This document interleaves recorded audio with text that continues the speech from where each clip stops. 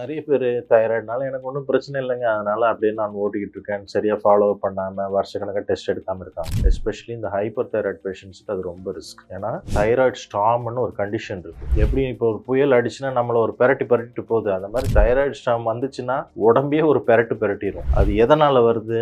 அதாவது நீங்கள் சரியாக மாத்திரை போடலை, ஹைப்பர் தைராய்டில் சரியாக மாத்திரை போடலை, சரியாக ஃபாலோ பண்ணல, இல்லை திடீர்னு உங்களுக்கு ஏதாவது ஒரு பாடிக்கு ஏதாவது ஸ்ட்ரெஸ் ஆகுது, எப்படி ஒரு இன்ஃபெக்ஷன் மூலிமா, இல்லை வேறு ஏதாவது வியாதி, அன்கண்ட்ரோல் டயபெட்டிஸ், இல்லை வேறு ஏதாவது ஸ்ட்ரோக் அந்த மாதிரி ஆச்சுன்னா இது வந்து ஆக்சினேட் ஆகும், அதாவது இன்னும் ஜாஸ்தி ஆயிரும். அப்போ என்ன ஆகுது, பாடியில் சில சேஞ்சஸ் தெரியும். அந்த தைராய்டு ஸ்டாம் வந்துச்சுன்னு வச்சுக்கோங்களேன், பாடியே ஆளே வளவளத்து போயிடுவாங்க. டெம்பரேச்சர் 104 105க்கு மேலே போகும், படபடப்பு எங்கேயோ போகும், ஹார்ட் ரேட் 140 150 போயிடும், கையெல்லாம் நடுங்கும், அவங்களால நிற்க கூட முடியாது, டிலீரியம் வந்துடும், டிஸ்ஓரியன்டேஷன் வந்துடும். இதெல்லாம் சேர்த்து தான் தைராய்டு ஸ்டாம்னு சொல்கிறோம். இந்த தைராய்டு ஸ்டாம் வந்துருச்சுன்னா இம்மீடியட்டாக நம்ம ஹாஸ்பிட்டல் அட்மிஷன், ஐசியூ அட்மிஷன் தான் அதுக்கு ஒரே வழி ட்ரீட்மெண்ட்டுக்கு. ஏன்னா இது லைஃப் த்ரெட்னிங் கண்டிஷன். கரெக்டான டைமில் கண்ட்ரோல் பண்ணலன்னா நம்ம டெம்பரேச்சர் 104 போச்சுன்னா நம்ம பாடி பிரெயின்லாம் தாங்காது. அதே மாதிரி ஹார்ட் ரேட் 140 150 தொடர்ந்து அடிச்சுட்டு இருந்தால் ஹார்ட்டும் டக்குன்னு ஹார்ட் அட்டாக் போகிறதுக்கு வாய்ப்பு இருக்குது. அதனால் இந்த மாதிரி ஏதாவது சிம்டம்ஸ் இருந்தது, எஸ்பெஷலி ஹைப்பர் தைராய்டு பேஷண்ட்ஸ்